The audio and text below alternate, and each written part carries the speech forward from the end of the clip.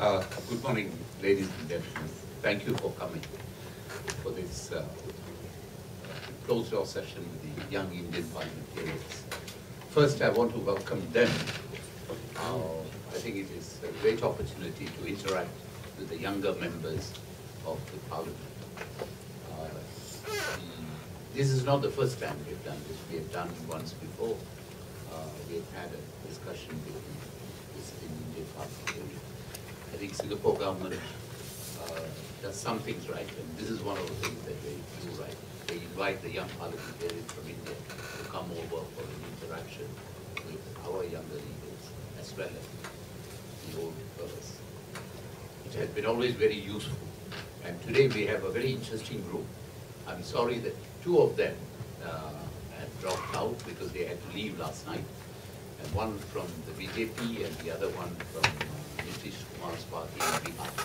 So I was wondering whether there's some significance to it, but that probably can be priced out of our present panel.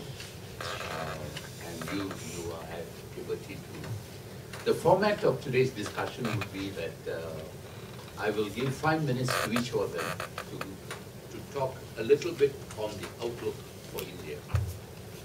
And then we will open it to a free and frank discussion on whatever they have said or whatever you need to raise to them. I think all of you have got the little flyer, so you know the background. I don't think I need to go through that. But it's a very interesting group, and I'm very happy they're here. And so let me start with Mr. Dio on that end, and then I will go on the next sequence, and then we can. Thank you. Thank you, Ambassador Philip. I think the first thing you notice about India when you talk of India is the burgeoning population. You know, we have a 1.2 billion population. We are expected to exceed China very soon. We have one of the youngest populations in the world, and it's many times it's talked of as being a demographic dividend, an asset. But there is a catch to that. If you don't educate them properly, if you don't train them properly, give them the right skill sets, give them the right opportunities to convert their skills into income, that will be a liability. So in my view, that's one of the biggest challenges that we face in our economic system. How do we actually get the benefits of our privatization process to the grassroots of India? If you look at the grassroots of India today, there is a disconnect in many ways with the way the economy is opened up and the effects of that reaching the grassroots. We still remain a welfare state. We still have hues of a left-leaning socialistic system, even though we have considerably opened up our economies post-1992. That accounts for the large fiscal deficit that we see today in India. It's almost, I think, 4.5 or 5%. It remains one of the largest fiscal deficits amongst the developing economies in the world. I fear that, given that this is going to be an election year, this is not likely to change very soon. However, I think both the major political parties, the BJP and the Congress, and we have a Congress member here, of course, we don't have our BJP member left, as Ambassador Miller was saying. But both these political parties have made up their minds to work on an open economy, free trade system, and you may have leanings left or right of that path, but they will continue, the country will continue to work towards a more open economy.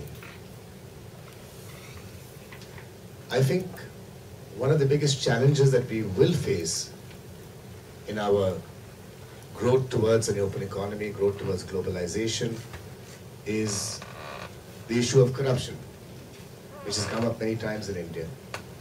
Now, corruption is an issue in India. Corruption is also an issue in any and every country in the world. India has taken a two-pronged approach to try and tackle corruption.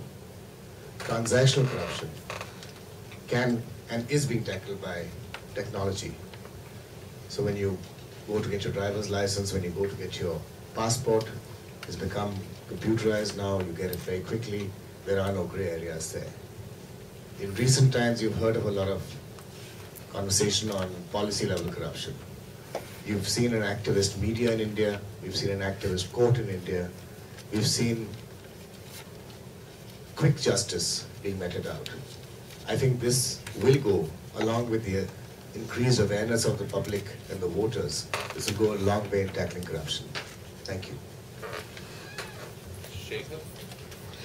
Ambassador, as our colleague was saying, Kalkesh, the outlook for India, if you ask any politician or member of parliament, he will always say that outlook is very good. But what is the actual picture is the question. From what I see in India, the outlook is not very good but good. If somebody wants to invest in India, the opportunities are good. There are some problems of corruption, delay in implementing our policies. There is delay in somebody goes from outside. The biggest problem is what we have learned here or anywhere we go there out of India. People say when we go to invest there, it takes a lot of time. That's our problem. So we are working on that. And there are different states in India, as you know. Different states work individually. So in different states, you have different policies, and they can, if you go to, say, as Uttar Pradesh, the policies there will be different. And with the new government there, you can work faster.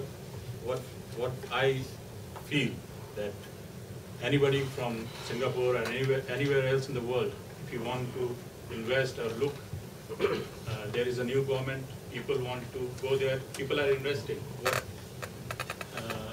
There was a few years back, things have changed. Not only in Uttar Pradesh, but different states. So, as far as we politicians, we always go out and tell people that it's the right, but there are few institutions which say otherwise. Like IMF is saying that it's not a good time to invest in India. But as far as we see, things will improve, and they are improving. Our finance minister has said that he will bring down the deficit. He has done it in the last year, and I think he will do. He's a good finance minister, and he will do the needful. So as far as I am concerned, it's the right time to invest in India, and I will request everybody from Singapore or all over the world to come to India and invest, and you will see that things will change, and they are changing. As he said that we have a independent judiciary, the media is very independent, and these things are leading to people fighting against corruption and other things. So as far as I'm concerned, and people, they think that it's the right time for people to invest in it. Thank you. Yeah. Thank you. I've come to Singapore after more than 10 years. And one of the things that stand out is the use of the resources. The way you tackled, Singapore has tackled the resource problem. And then you look at India, old civilization, scale of our problems is huge, magnitude is huge. But at the same time, we have a huge asset base. And then you look at how we have done. You've seen in the last 2 decades, things have changed a lot. But primarily, those states in our country which were rich in resources, natural resources, yes, they might have grown on the back of utilizing them, but there are questions of balance. There are questions that our strong court system throws up regularly, that our green activists throw up regularly. There are questions that politicians raise regularly about equality and growth and the need for a balance. And all this then feeds into the political discourse, which is largely, like Kalikesh said, shaped around ideas of being a welfare state, big state, providing all the amenities to the people. And instead of an argument where you're telling people that we have empowered you and now it's time for you to step up. So we have a middle class, it's growing, it is getting increasingly politically assertive, it is suddenly realizing that we have a voice, and that's because of the role of the media, and that's because they are growing in numbers and they have a right to assert themselves. But in my mind, to my mind, now the question that will arise out of this will be, what is the future? Will we change the way we look at our resources? Will we start pricing resources that the markets decide, the way Singapore is completely? Open up? Or will we just tell people the larger issues? I've been thinking whether our political discourse revolves around economic issues at all. Because if you read the abstract about outlook for India, I mean, there are issues about fiscal deficit, current account deficit, but these are not issues that voters look at. So we say Garibi Hatao, and then, inflation is an issue, but no one really has answers on how to tackle it. So to my mind, how politics will change, we have elections coming around, will we look at minute issues or not, is a question mark. I don't think I need to sell India here. My colleagues are doing a good job. Thank you. Yes, Sushant. Good morning, Ambassador Pillai, my esteemed colleagues and friends. As most of our sitting over here is India, and I come from the northeast part of India, that is well connected with the Southeast Asia rather than the. And my colleagues said about the concern about India, and I rather say that our strength is India, our strength is the democracy, because we are from that country where democracy exists. And irrespective of all the small political parties, all the political parties, our foreign policy is very strong foreign policy we are having, and we are progressing in that foreign policy, and with that policies we are having relations with the countries around India. And our problem is now we are facing that post 70s we are having another country, and after 70s, I mean 80s, then open up of economy, then the younger generation of India is taking part in political as well as in economic policies as well as in other business systems, and we are progressing in the right directions. But the thing is that we have a class-based system in India, which is quite a problem for all the political parties, for the social concerns and all. Because one part of India is different from other part of India. Even in the state-wise also we have got different issues. Social engineering system is different, caste-based system is different, and the acceptability of the leadership also different. Unlike in Singapore, because we have traveled and we have met many people, but we haven't met any opposition leaders here. That quite concerned me, because in our place, if you go there, you can meet, like we all are sitting here from different political parties, but here we have seen only one political party, and it's quite concerned. And I think that in that context, China may be reasonable to Singapore to some extent. I don't know exactly what, it's in my mind, just I'm expressing that thing. So, seeing India as a greater platform for new economic platform, and it can be a powerhouse, because our younger generations, who is comprised of around 70% or 80%, who is working tirelessly now to transform India. Yeah, we are seeing the best future in future, I suppose. But the thing is that we are also having a very special Look East policy, which will help to connect the Southeast Indian country to the Northeast. There may be a business perspective, there may be a friendship perspective, maybe a good diplomatic perspective, and we are having these kind of policies in other sides also. So I'll thanks the organizers to give me opportunity to speak a few words in front of you. Thank you very much. Yes, sir.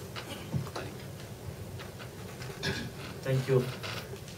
Many of the things which I have noted, my friends has flagged their issues. First, I see that India is the only country where 1 billion are elected by people. There's 1 million are elected by people.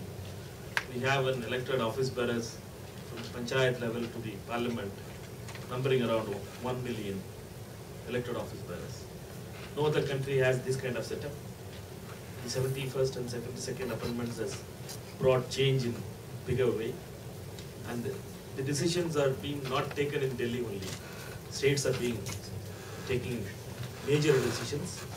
Now the time has come that the states has to, from Delhi, more powers has to be given to the states, as well as the states has to give more powers to the cities and the districts where the decision has to be taken more.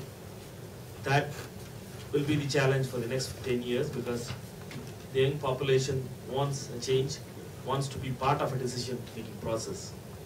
And the structure is being created, but not the real power has been connected. That's going to be the major challenge for the next 10 years. And with that thing, previous 10 years has brought in India landmark legislations on right to information, right to work, there's going to be a right to food, bill is going to be there. These rights to information has created a new kind of working in India, and which has resulted in many kind of scandals or corruptions in the media as well as this thing, because of the right to information. And with that thing, India, next 10 years will be very critical for India's development, as democracy as well as information and other things will have a greater opportunity for India. Thank you. Thank you. Thank you. Normally, as moderator, I seldom ask questions. I leave it to the floor to ask the questions. But one of the things, I've been an investor in India for the last 20 years. And one of the things that impressed me most about India is its young people. They have really very good talent among the young people. Sometimes they're not allowed to use it. Sometimes they're not allowed to show it. But the talent is there. So I actually want to challenge this very brilliant young group here with 3 points. And after that, they may decide this is not a good place. But I just thought I will start the ball rolling. 3 points are: 1, recently I think there was a book written by Amartya Sen and a Belgian gentleman. If I remember, the title is, what is it? Uncertain Glory, Contradictions in India. That's the title of it. And the main thesis of that book is that India does not do enough to elevate poverty. There's, investors, forums and all sorts of things being done to attract foreign investment. But this hardcore of below the poverty line people, the movement has been slow from that below the poverty line to above poverty line. And you go back in history, for 4,000 years, you have had a group of people, maybe about 30% of the population, kept below, in a state of abject poverty, kept below the poverty line. And everything that has been done seems to have not affected this. That 30% may have come down to 22%, 25%, but that's about it. So while, we talk about the great progress, why is that this very hardcore group of below the poverty line not being elevated? That's my first point. The second point, Sushant mentioned democracy. I totally agree with him that there can be no other form of government for a diversified country like India. So it's the best form of government for India, a democratic system. But its practice, I question in India. If you go to the parliament, I mean, if the members of this very, the body of all the elected representatives decide that they will stand in the well of the House and stop any legislation from going through, stop any voting from going through, by just the noise level, is that democracy. You can elect, that's fine. You can have free democracy. You can bring your opposition members to meet everybody. That's fine. But your country is being ruled by your legislators, and if they cannot legislate because of the noise level, is your practice of democracy the best way forward? Number three, again Sushant mentioned the foreign policy of India. I think India is a very sensible foreign policy. I remember after India got its independence, India was considered the conscience keeper of the world. Everybody listened to Pandit Nehru. And if you go back a few thousand years, India was the knowledge provider to the world. In the Tibetan language, I'm told that the word for Indian is man of knowledge. That much of respect was given because people, monks and scholars used to come from all over the world to study in India. Now Indians go out to study. So, the foreign policy, has it helped to enhance the image of a country with 1.2 billion people, and probably will become the largest? Has it done that? And if it's not, why not? So the 3 points that I have, maybe each one of you can comment. I'm sorry, I'm taking up your time. One is the elevation of poverty. Second is the practice of democracy. Third is the effectiveness of the foreign policy. I'll leave it to you. You want to start? All three, one of them. Should we answer all three, one of them? Up to you, up to you. It's free country. Within limits. Let me start with the democracy thing. Neeraj will speak elaborately on it because he's had experience in that field. But yes, there is a plurality in Parliament. Yes, it's not attuned to what you see in Singapore or in some other countries. As Sushant was saying, you don't have an opposition. So you can't see really opposition No, take any abroad. other country. Don't waste your time on Singapore. If I take the diet in Japan, I think we're a lot better. We don't throw shoes in my side. Taiwan. But notwithstanding that, look, we demonstrate our opposition on the floor of the House. We do it in the well, but we do not do it outside on the streets. We do not crush opposition on the streets. We will not crush a voice, whether it's right or wrong, outside the Parliament. Though we may have our democratic procedures within the walls of the Parliament may seem unruly to you, there is order in that chaos. It is done to bring a point out very effectively from the Parliament, which mirrors the emotions of a lot of people outside. If you do not take care of those emotions, you will have them rising up on the streets, and you will have to use force on the streets. Two, there's a foreign policy help to enhance India's image. I think India has been basically an inward-looking country. And to a large extent, until very recently, our foreign policy was a mirror of our domestic requirements and needs. And we've had huge challenges, we've spoken about them. The focus has always been on trying to solve those challenges and remain non-aligned from Nehru's vision. Does India do enough to alleviate poverty? We haven't had the success that China has had. We haven't managed to lift 300 million people out of poverty. That's for sure. We've had a different approach to addressing the issue of poverty in India. There are some of our systems, given the kind of background that we've had with 300 years of colonization with the British, with a very strong feudal system, and when we attained independence, the first instinct of the government at that time, rightly or wrongly, was to go towards socialism, was to enter into land ceiling acts, redistribution of land, redistribution of assets and income and wealth. So our agricultural sector has remained very ineffective and inefficient. And we have almost 65% of our population depending on agriculture. So in my view, that's been one of our biggest failings to address the issue of poverty. We have done a lot in terms of shifting some of that agriculture, the workers from the rural areas or villages or towns into the service sector. We've got a very good IT industry. we haven't had the success in manufacturing that China has had because we haven't managed to steamroll our way in creating huge infrastructure. I think these are challenges we've had.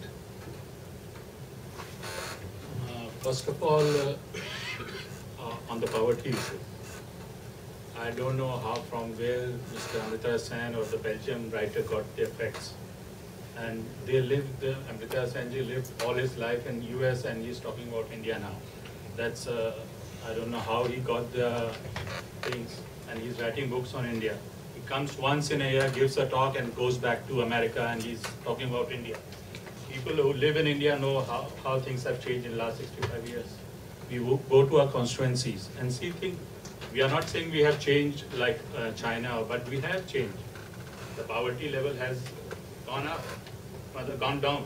Poverty levels have gone down.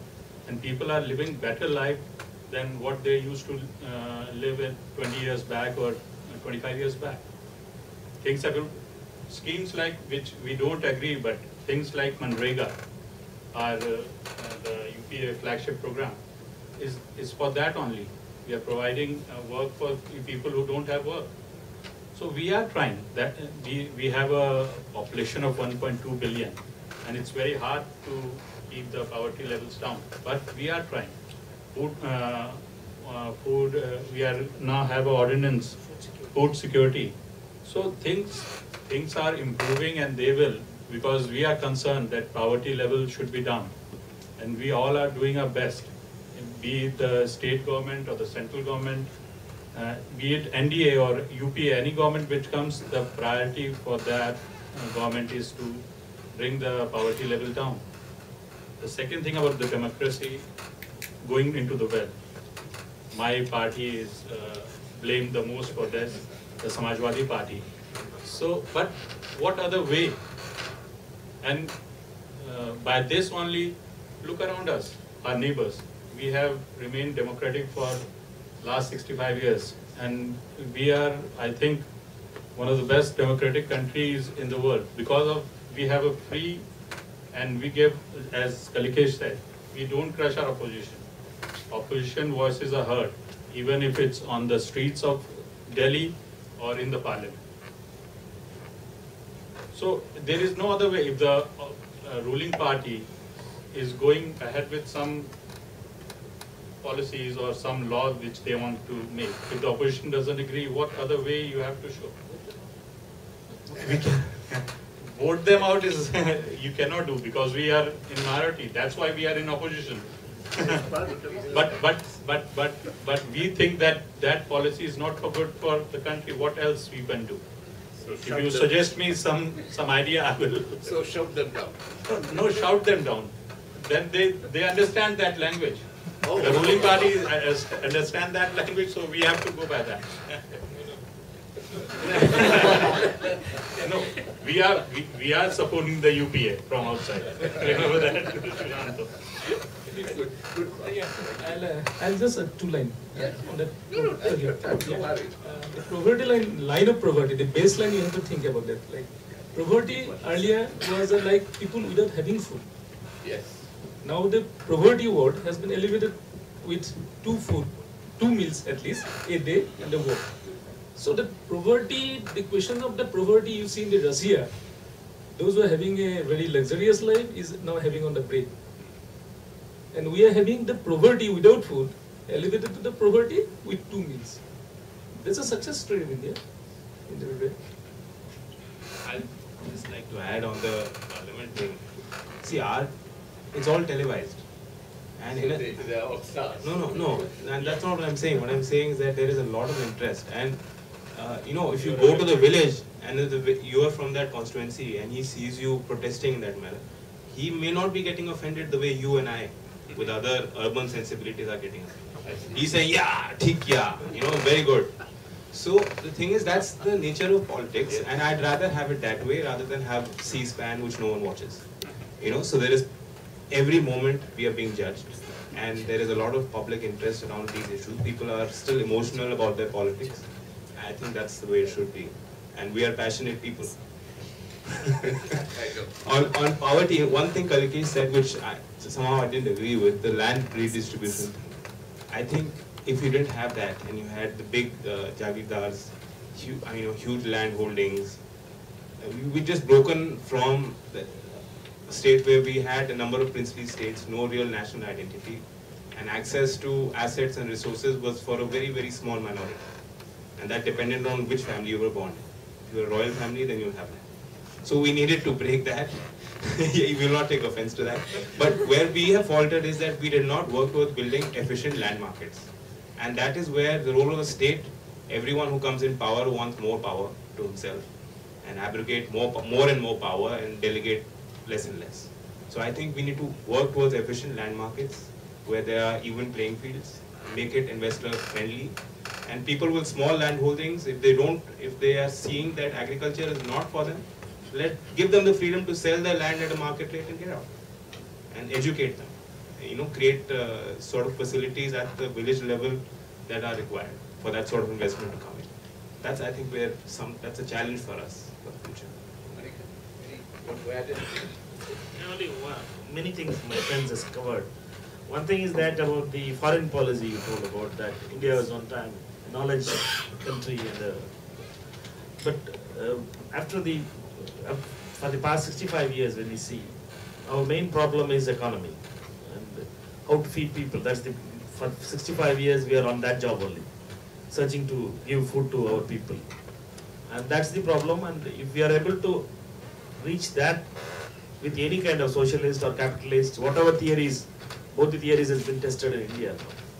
If we are able to feed that thing correctly, first if we are able to achieve that in this, before the quarter of this century, then automatically India will become a country where it can lead on other issues, because the world has been led by those powerful, we define those powerful nations with only those who are having money. And the military is secondary, and we are on that path, and I think that this quarter will be able to achieve it. Thank you. Thank you. I'm very glad to see the robust response to my rather provocative opening.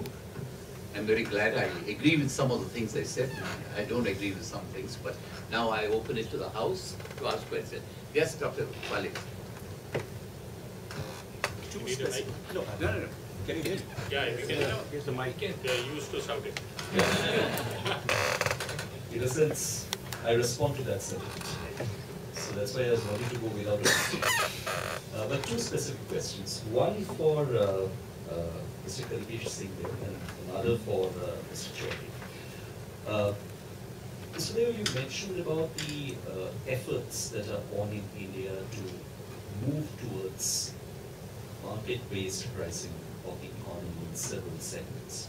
Now, I wanted your opinion on the conflict that's been experienced between these two approaches. One is a market-based economic prosperity approach, vis-a-vis the more inclusive, rights-based approach to development. Clearly, there are two spectrums and two cross-sectional views on this. Now, what I'm trying to sense is that when you look at it from a politician's perspective, or even from an authority perspective, let's say a measure like the food security bill or the NREGA. Now, they obviously have their own benefits in terms of social inclusion, but they also mean a fairly large burden on the government exchequer. And it's difficult to manage. I mean, with that on one side, you can't really talk about a free market policy. Now, how do you handle that? That's number one. And my question for Mr. Chaudhary is that, Mr. Chaudhary, you mentioned about the management of resources in India.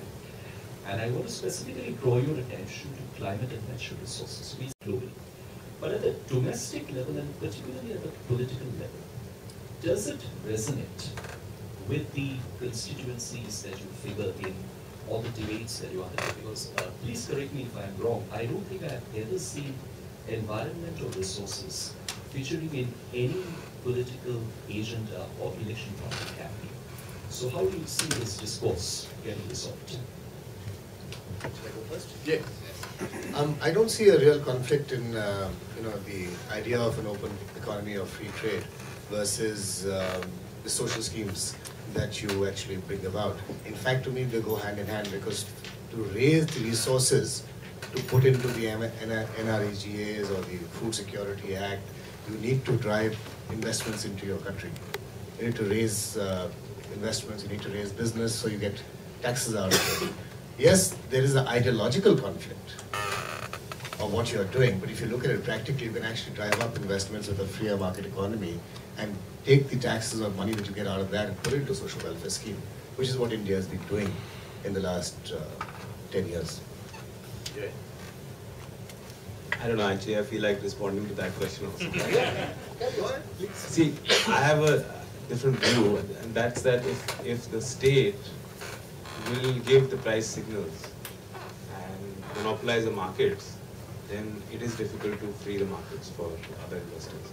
And specifically, I'm talking about the food market. I don't want to say much more because we are in a position where, but I have my doubts on those issues.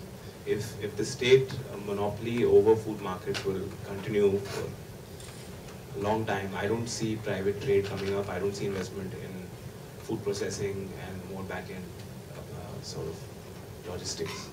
And that's what we need to do right now. If we are talking about agricultural reform, how to connect our farmers and producers to the markets in a more efficient manner, then I don't see state procurement being the answer. Yes, if you want to solve the hunger issue, then you need to do something about our storage, you need to do something about all the grain that is rotting. But I don't know how does the equation sort of equalize? That's a challenge. On environmental issues that you raised, you're right, in a sense that for us, our principal problem is that we don't have access to energy. Large parts of our country and a majority of our population does not have access to clean forms of energy. So therefore, right now, the access question that I wanted overrides how I get it for the voter. So he doesn't care. He will burn any fossil fuel that he has access to as long as it gives him light. Because, without electricity, you can't fight poverty. Issues of education, issues of poverty are all related to access to energy. So that is the principal question. And I suppose when the basic access question gets solved is when policymakers will then wake up. But then it might be too late. I personally feel that there is no need for us to go for the same, follow the same path and have the same legacy generational issues that other countries have today. We have the luxury of starting late, so we can adopt the best technologies. I think from a policy perspective, we have moved in the right direction. Our domestic policies on energy efficiency, every state today has started to come out with a renewable energy policy. They have a special department looking at it. Our MPs are contributing a large amount of the resources to giving, say, solar lamps at the village level. So, and people are more aware of it and appreciative of it. So things are changing. From policy perspective, India has been a big mover on the international global stage. And I see it also as an opportunity, the way China has grasped it and in a sense gone ahead of India in Copenhagen. This sort of surprised us. I think it's an opportunity for for enhancing our research capabilities and for domestic industry also to go. Professor Mani. One suggestion which you can still discard, and the second question which I want you to be very objective, not parliamentary. The suggestion is about functioning of the parliament. You have a right to dissent. You have a right to oppose the policy initiative. You should make your point. But if numbers are not with you, democracy does not permit you to stop that legislation. This is a dilemma because after all you are consuming poor taxpayers' money like ours without delivery, and it's not fair to you, to your constituency, to your people. So this is the suggestion that I just discussed. The question is, please tell us something about the electoral dynamics in your respective constituencies. Is it still dynasty dominated? Is it still caste dominated? Do you use money when you have to win elections? Or it is changing?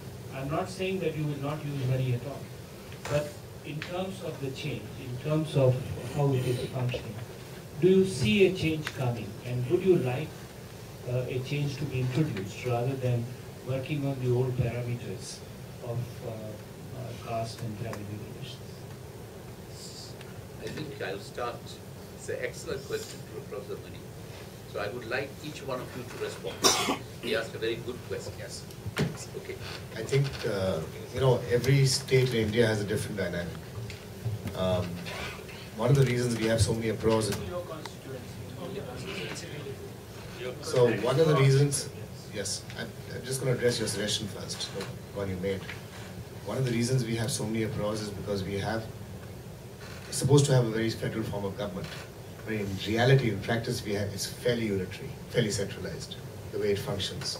And as a result of which, a lot of regional parties have come up, reflecting state aspirations, which don't have the large numbers to overturn legislation or run governments or vote governments out, but they've been running state governments for a long time. And because there's a frustration in the system where Samajwadi Party from UP or Jains from UP or me from Orissa, our parties who run the state governments there, are not able to communicate a point effectively in Parliament. Therefore, this could be a possible issue of why the dissent is concerned. As I said, To change our country, we need laws. The laws are made in Parliament. one state not cannot in run the country. Not in Assembly. And secondly, in my state of Orissa, we don't have caste-based politics. It's purely done on who they believe is the best candidate for them. Yes, there are party loyalties, there are registered or affiliated party voters, but that changes frequently. And that's not constant even when you have elections at the same time for the state and the central government, state government and central government. In my case, this time, 2009, when I fought, we also had the state government elections. Out of 7 of my MLAs who were fighting along with me, 3 lost quite badly. Yet in those constituencies, I won by 20,000, 25,000 votes. So it really is done on the basis of what the voters believe is good or bad for them. First of all, he has made your suggestion that I agree with you. There shouldn't be that there is a complete washout of the session. I agree with you that shouldn't happen, and there should be a law made against it. You are right. We should show our dissent and move on. There should be debate. Our party, Samajwadi Party, because we are a regional party, we said in last session also that there should be debate on FDI. But our principal opposition party, I shouldn't say anything because none of the members are here, didn't agree. They walked out. They didn't walk out today's meeting. So, I agree with you. Public opinion is also changing on that. So I agree with your point. Second, in my constituency, first of all, you asked dynastic hierarchy goes on or not. Caste. Dynastic, because my father was MP from that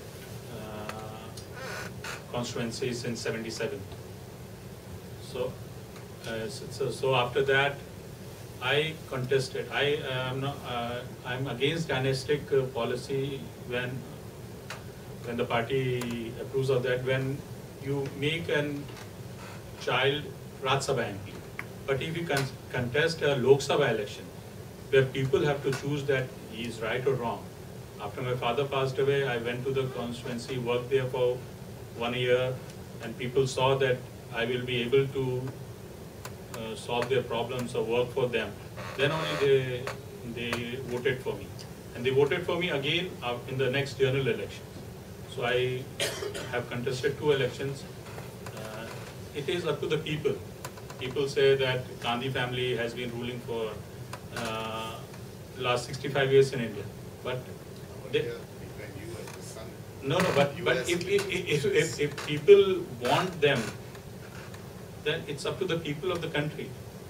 It's not people who comment that there shouldn't be any dynastic or the child shouldn't be allowed to enter politics because he belongs to certain family. It is up to the people. I won by more than 1.5 lakh votes. So people have thought that I might work better. So, and caste equation is slowly moving out. As now, Odisha it might be very less, but in Uttar Pradesh still caste factor is there. But not in the sense every caste. There are few castes which vote for their caste people only, but majority of them are changing. They look for a better candidate who can work for them, who is there when they need him, and party is the major thing now. Party, to which party you belong to, is a major thing.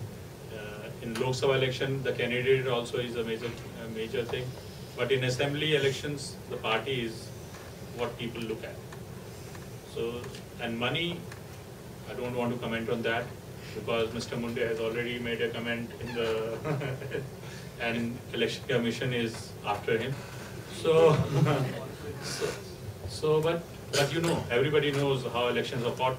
In Singapore, I was surprised to know MPs were giving food grains to their constituents. I never knew that happened in Singapore also. We went to some place and there was some wheat and rice, and those were given to poor people. So it is there in all the countries. People in some way or the other try to. That's not buy votes.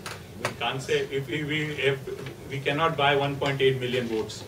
I'm sorry, this is not Singapore or India is different equation. A Lok Sabha MP with 1.8 million people as their electorate can't buy votes. If you start paying, you will need 100 crores to fight an election. That is not possible. Even now in Lok Sabha, in my party, people don't have car.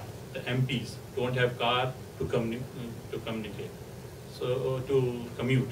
So there are different things. People see overall. Some people have money to contest election, but all member of parliaments don't have. They go to the people and ask for vote, and people elect them.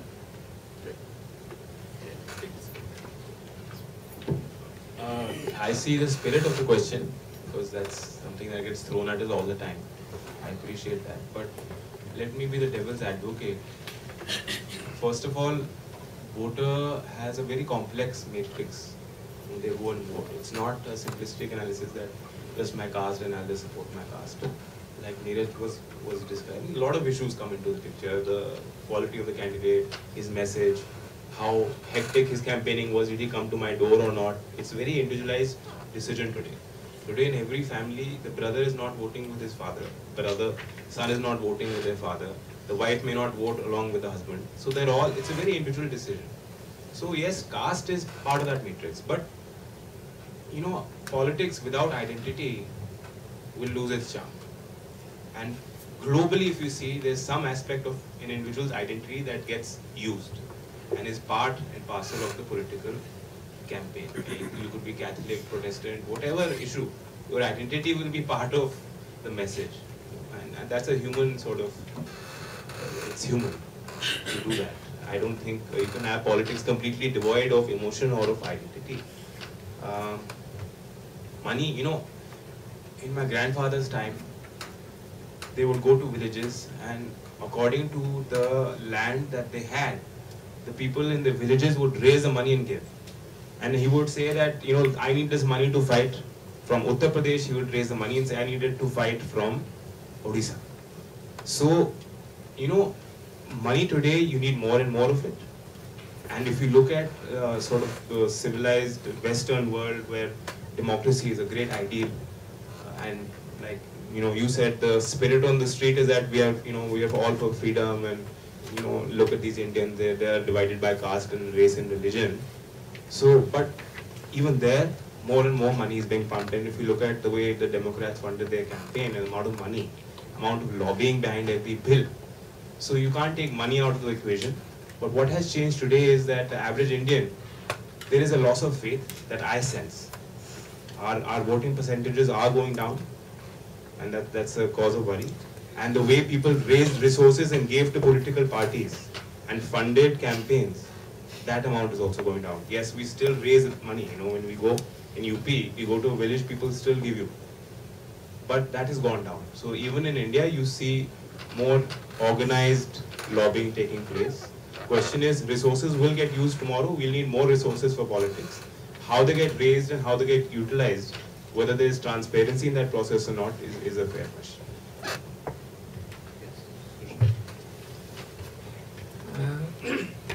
The question is quite different. Like I fight election in a different issue, and they fight election in a very different issue.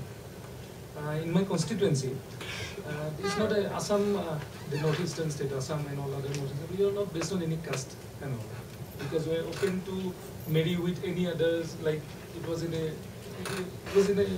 since very primitive days. So we don't have that kind of caste systems. And we win basically on the strength of our workers, Indian National Congress workers, and we are having a very good organizational structure in this part, because man-to-man connect, and party workers works for the villagers, or like that we do, and we generally fight elections on their strength. And about the money and all, we don't have to spend so much of money in our area, because winnability comes from the development and outlook of the persons who is contesting. Like last time I contested against a person who was once a terrorist, and he has killed around 65 people in my constituency. He was a militant, and he was surrendered militant. So when I contested, there was things that the new boy has came, having an outlook, and he can transform, kind of things the issue in that elections. And also our party workers, they has gone to many levels to get the vote. And other some functions, actually what I feel that British has passed the parliament, but not the parliament in India. Because when we formed the parliament, our ratio of education was very low. And we have to represent India with that source of people who is actually in that freedom movement. We have to accommodate, and we have to progress India with those people. And it's nice to see that all the young people are now into the police. Earlier, the parliamentarian and the local, voters having a vast differences.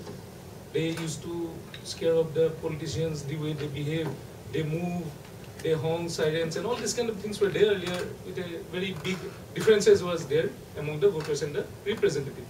Now it has gone down. And all are accessible to the public, because before it was like that, the people comes to the representative. Now things have changed. Now representative has to go to the people in the new Indian politics dynamic. So it has changed a lot. And about the things, I agree with you. The way to protest is not to go to do well, but they can walk out of the house. If it is not agreed, they can walk out and then protest in any other means. They should express their opinion and can walk out. No, expression of the opinion is the very biggest point in our parliament actually. Once somebody stand up for expression of opinion, another 100 of people will stand up to suppress it. That's make the chaotic actually situation. Yeah, that's usually happens. But I also agree that it should not happen. We should minimize the aggressions. I'll again say that I'm not of that club. Actually, I'm a member of Legislative Assembly, not of the Parliament. Thank you. Speaking about only on the question, in my constituency, dynasty doesn't work, and because I'm a teacher's son, first time, but I got elected to these things. And when I fought against Mr. Waiko, who had been there for 20 years, and he has been a person who has been on trouble issue against these things. Really, the things works in my constituency is the alliance partners. That is how our alliances are stitched, and money matters, because the way the opposition candidate spends, you have to match with it. If you are not able to match with it, you are out. You can't play cricket and football, and when he is playing cricket, you can't play football. You will be a different world. So we have to play the same game. Thank you. Good. Dr. Chowdhury.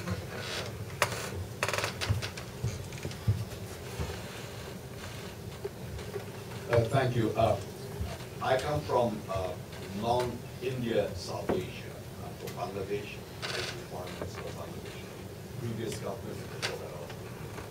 I want to commend each one of you for your interventions. I think it's a credit to India's democracy that the way they are able to throw up people with your credentials to positions of leadership. And I'm also pleased to see that among you and among your peers, there's an intellectual acceptance of the fact that India is large, India is the preeminent South Asian actor, and India has a disproportionately more responsible role to play in the region, in the neighborhood, and India is going about doing it. A specific question to Mr.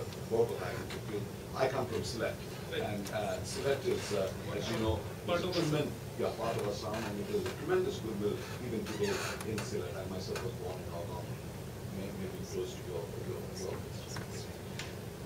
However, there is one aspect in which there is some, not differences, but inability to understand is the question of change of outcomes. The Congress in Assam takes a very positive view, we know, and BJP opposes this. But time is running out of it. Is there something that the Congress in Assam is doing to implement this decision on the exchange of outcomes along the borders quickly? See, the question is that once a part of that provinces, that Eastern India provinces, they form Bangladesh now an independent country. We are having a very similar with the boundary area and border area. And recently there was a transform of land deals happened between the India government and the Bangladesh government. And the Assam many party has opposed to it. And I personally, that time I was a 2-month-old legislator. I mean, very new to the system. And I visited one of the area in Mankachar.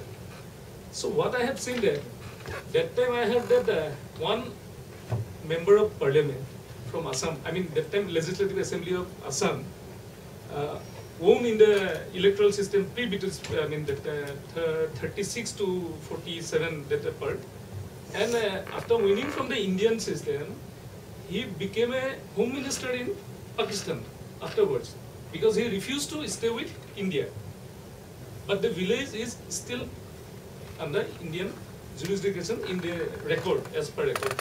But as per that line of control, they have fixed a fence, you know that fence, the huge fence, maybe you were the foreign minister during that time. So we can, 85 we started the boundary fencing and all. But the people out in that side, other side of Bangladesh, is so much of harsh and all. If we send somebody who, I mean, there was a border issue in that area, somebody come to our side also. When we seize the, I mean, send them to the Bangladesh part, they killed a bit, I mean, at night, the Bangladesh authority killed the border. It's very sensitive. I mean, I don't know how the people will take, but it's sensitive. And the issues is raising in Assam is like that Congress support Bangladesh-based Muslim people. And there are many people, Hindu Bangladesh people also has came down after 1972 war. They had shifted to almost all the part of the Nagaon, Kachar, Karimganj, and all these Bengali people are basically the origin of Bangladesh. But nobody targeted them because they are Hindus. Everybody targeted those were Muslims coming from the other part. Yes, obviously there was the issue, and pre-75 we have made a treaty that those who came after 71, 72, they'll be as a Bangladeshi citizen, or other who came before that, they'll be treated as a Indian citizens. That issue, because once is a part of us, India, once is a part of Assam, we cannot differentiate at that age. And somebody of our opposition, I'm sorry that the main opposition, the BJP is not there.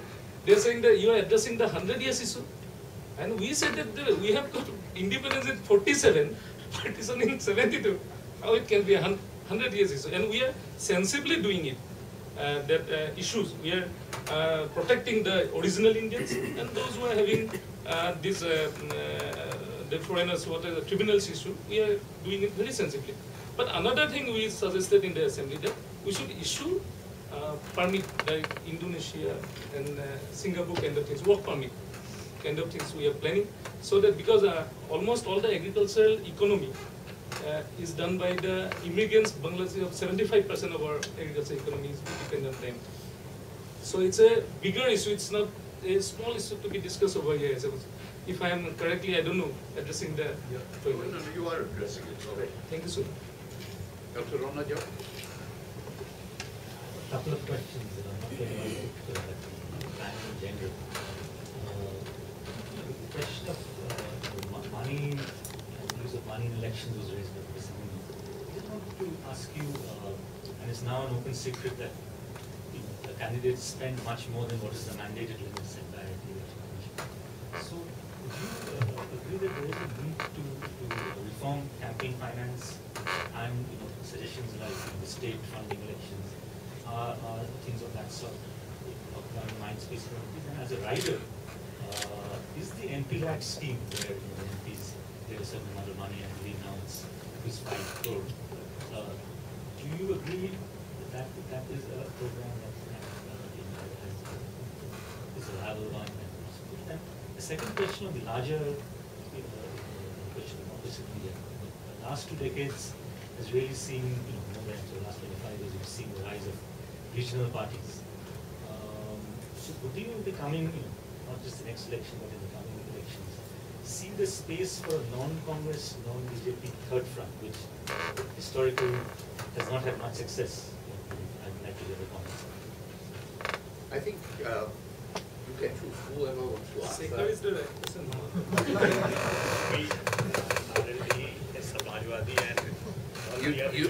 All of you don't have to answer. Whoever you think is in the interest of time, because there are so many other questions. Do we need to reform our campaign finances? Yes. Is the answer state funding?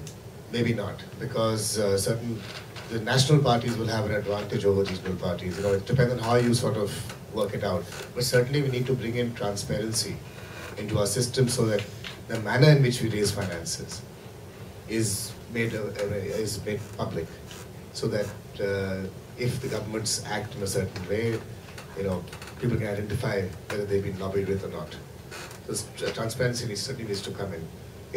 Money is not the be-all and end-all in politics. My state, we spend very little money actually. It's very, very little, and in my view, money can influence 5% to 7% of the voters. That's about it. That's my constituency or my biggest state. In terms of what the next results will look like, in my view, I think there's a certain amount of disillusionment with both the national parties. Issues continue to remain in the voters' mind very, very local. So it's about the drain outside the house, it's about basic pension services being given to them. The larger issues have not actually sunk in with majority of the voters. So stuff like the MPLAD, which parliamentarians get, is very effective in combating local issues. And that's what's expected of parliamentarians, even though it's not your job profile. But if you go to a village, you'll get flooded with requests on fixing the road, fixing the lights, fixing the sewage problems, etc., etc. So MPLADS, yes, is an effective tool. It can be made more effective. You can argue about ways of streamlining it or bringing more development projects in. But certain amount of resource with MPs is required to meet people's expectations. The next election, in my view, would be largely a large number of regional parties gaining prominence, because there is some disillusionment with the government, and the principal opposition has not really picked up on that disillusionment effectively. So in my view, yes, you'll see a large number of regional parties. Will it be stable? I think so. There was a time when the Congress said nobody but the Congress has a stable government. But in 2000, 2004, Vajpayee cobbled up a 22-party alliance and ran it successively for 4 years. In fact, called elections a year early. So I think the trend of small, unstable governments is collapse. It is slowly fading away. Local regional leaders also are understanding the need to carry on with governance for a longer period of time. Anybody else? I wanted to say something about the MPLAD. I don't agree with what Kalikesh or Jayant say, but why we need that MPLAD? Because MP's job is to make laws in the parliament, to debate.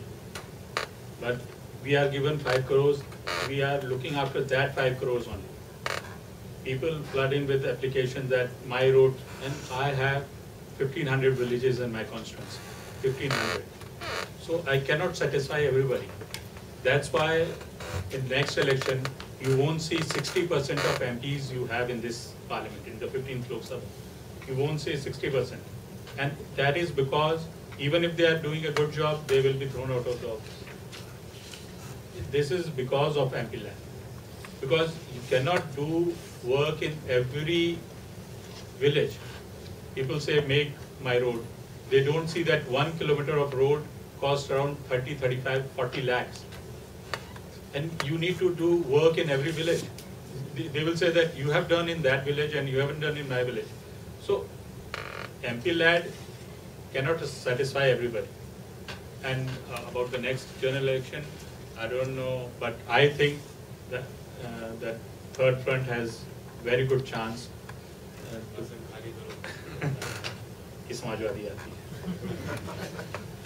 I just want to say it'll be interesting analysis, and you brought it out. How have the win rates for incumbents, how is that performed after the institutionalization of this MP land? Whether that has changed, gone down, gone up? That'll be interesting research. Get some guy to do it. Tell us what happens. But I see, when I go to the constituency, there are gaps. You know, there are multiple agencies doing work. There's a problem of coordination, there's a state agency, there's, you know, central programs. But there are still gaps. You know, you have a... Jainji, I want to say, yeah. People don't ask the district administration that where have you spent the 200 crores which you get coming every year. But they will ask you where have you spent this 5 crores. So that's a great aspect of it then. So that's a great aspect. It's tough for us. How can you... Makes it tough for us. No, but people are very aware of how you're spending it. They ask for regular accounts. And I'm actually happy because now at least people are coming for road. Otherwise they would come, you know, my brother is there, please get a transfer, or, you know, I need a gun license. I'm sorry, you are in government, you have to face those issues. I'm in opposition, I just say I can't help. So now 99% of people who approach me are with, you know, applications of build a road, or I'm happy with it. Dr. Riaz Khan, you have a question? Mike.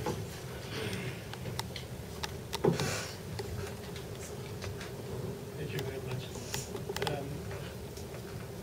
I have a comment and also a question. First of all, let me say how pleased I am to see so many young Indian parliamentarians, and I think also the way you are actually debating and discussing. India is a very complex country, and I don't think in the diversity India has, there can be anything other than people coming together and disagreeing from time to time, agreeing from time to time. Now, I was born before partition. And I know that we moved to Pakistan from East Bengal, and I saw the devastation.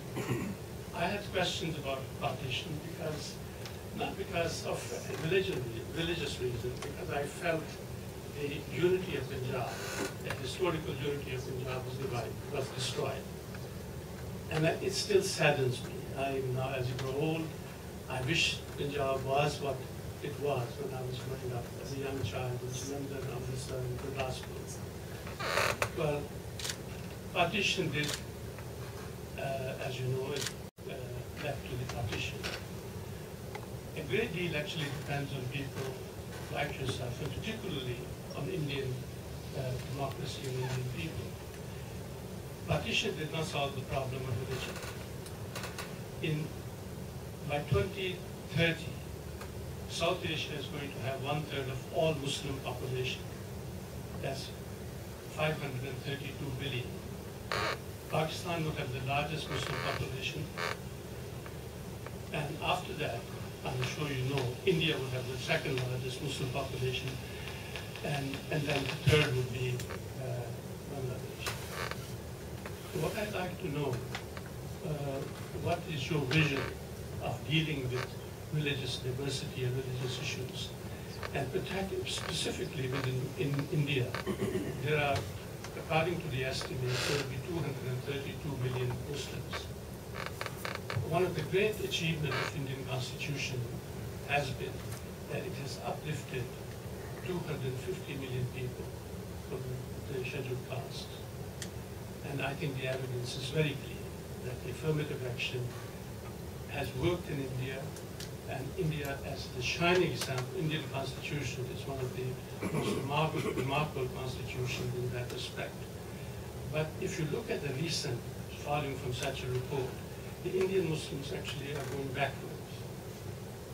But almost all communities, particularly the scheduled castes and scheduled territories, are moving forward.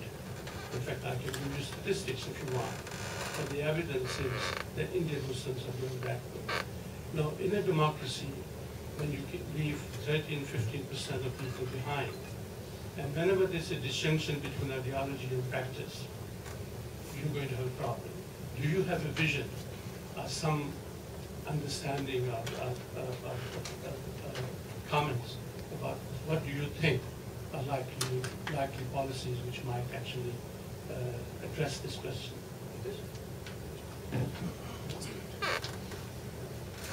I state as majority of Muslims. And my party, as a professor was saying, that a lot of disruption in the parliament. One of the reasons last session was implementation of such a committee report. That committee report has come in 2006. It has said that the Muslims of India are more backward than the Dalits of India. So you are right that a lot has to be done to improve their status. And the government is doing. The different state governments are also doing some, because there are concentration of Muslim population in Uttar Pradesh, in Andhra Pradesh. They want reservation for Muslims also. But in our constitution, as you know, that you cannot give reservation on basis of religion. So there is some problem. But the government is also the present government of UPA, and my government, especially in Uttar Pradesh, wants to do something for these minorities, because you are right. You have rightly said that in last 65 years, the work that should have been done is not done that way. Earlier, my Congress friends won't agree with me, but the Muslim community has been used only for votes. They should have been educated. The major problem which I see in this community is education, lack of education. Young child start working at the age of 10, 12.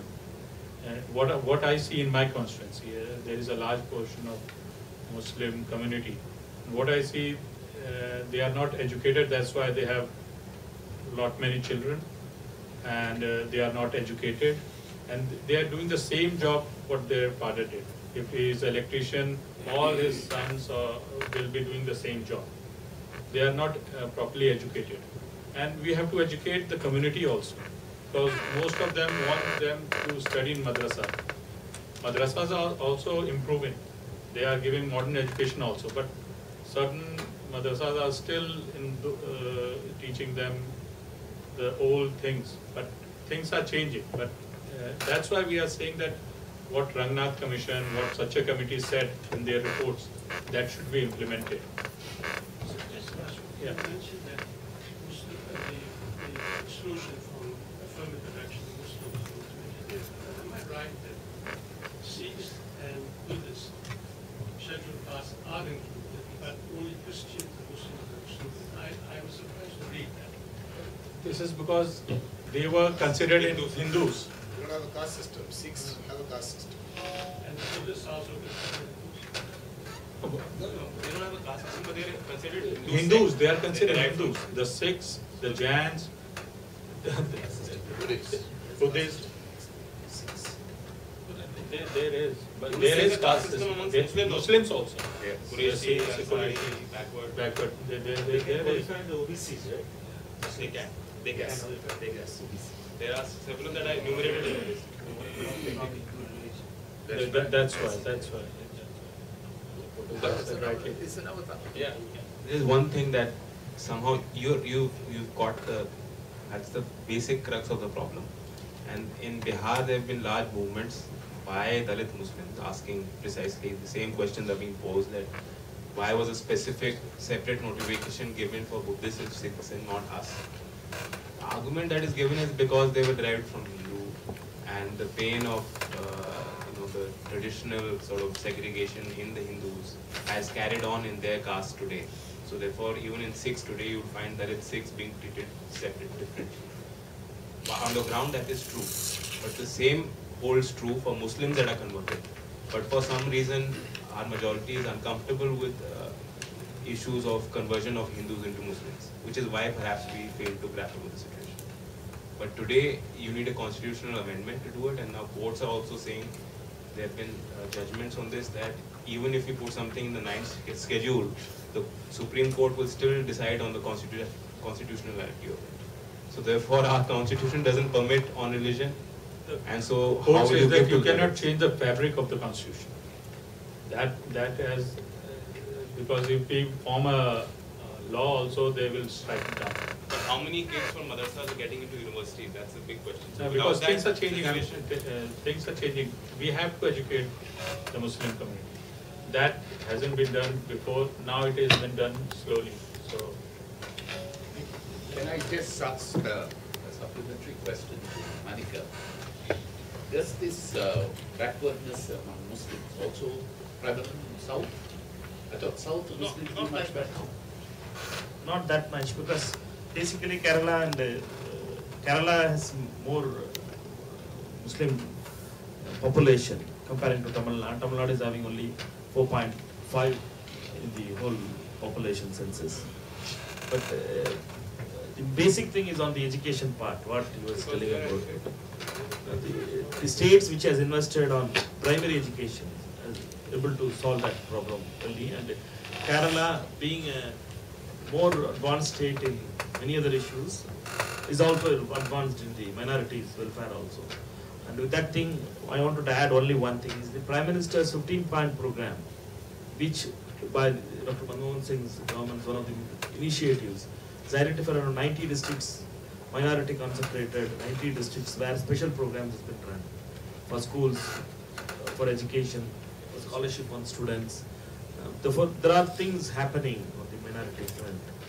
And in Tamil Nadu, Christian minorities are more than the Muslim minorities. I'm told we have time for just 2 questions, because after that we have a little tea and mingle, so that you can personally talk to them. Are there? Yes, Shanti. And the 2 ladies will ask 2 questions. You went first. Ladies have the last word. It's very heartening to hear from young parliamentarians the outlook of India. My question is really about the 2 stories coming from India. One is a very positive one, where you see a large amount of growth and success which is being projected. The second story is about the poverty we are talking about. And if you look at the left-wing extremism in India, which is spreading, and the real issues of poverty, which is really afflicting a large section of the population, I think there is a poverty of ideas, in the sense of really targeting what's happening at the grassroots level. And all of you have made a very important point in terms of education. But education for what? If you have large number of people being educated and not being able to match the skill set in terms of the jobs, then you also have issues at hand. So we don't have a large scale planning in terms of looking at a long-term picture in the country. And all of you are doing tremendous work in terms of your constituencies. But these are seen as like pockets of success, not really a story of success of India. And if you really don't have an outlook which looks at a national strategy, which is looking at issues at the ground level and integrating at the top strategic level, I think India is not going to go ahead the way you think it would. So there is an issue in terms of looking at a larger picture wherein regional parties which are important but not really giving that large national picture. And that is critical, because if you don't do it at this point of time as elections are coming, we are going to face many crises in terms of the times to come. Thank you. Anybody wants to come in? No. Pratima? Yeah, can I just ask my questions? Because it's a similar question, but I've distinguished it into rural and urban rather than state and national. Do you see a dissonance between rural issues and things like, say, land irrigation, farmer suicides, general agricultural reform, and urban issues which are more publicized and which are more concerned with, the middle class are more concerned with, like corruption and growth, economic development, things like that? And are the issues on which elections are being fought, are they changing progressively, or are they mostly local and very similar, and it'll just be based on your constituency? So I think the interesting change which has happened in the last 40 years is that the constituencies and the population, and I'm talking completely from a political perspective, we have almost 50% of our constituencies which have some urban base. So there has been a large-scale urbanization of the politics. There is, there's some increasing focus on urban areas now as far as political parties and political systems are concerned. However, you must realize that in any urban area, voting is never more than 40%. So like in my constituency, I have 10% urban, they voted 40%. The 90% of rural constituency voted 75%.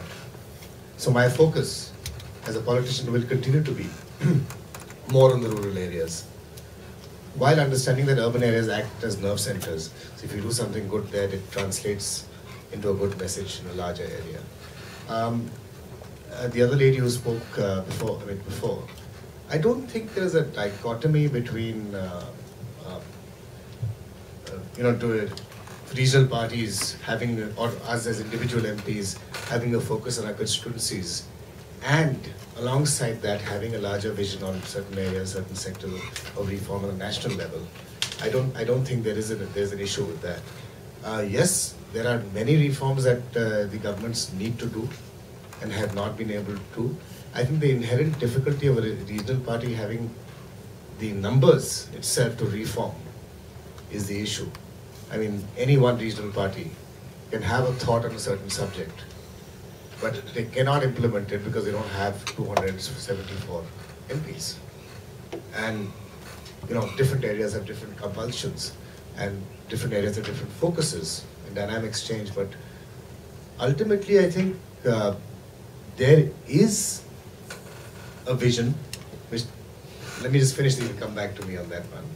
There is a vision which is planned. In my view, the way we do our planning is incorrect. We have, again, a very centralized system of planning. So the Planning Commission sits in Delhi and decides that for a forested left-wing extremist area in Odisha, this is what's going to happen. For a hilly state of Assam, the same model will be lifted and put onto Assam. The same thing will be done in Andamans, which is an island state. So the system of planning is flawed. Secondly,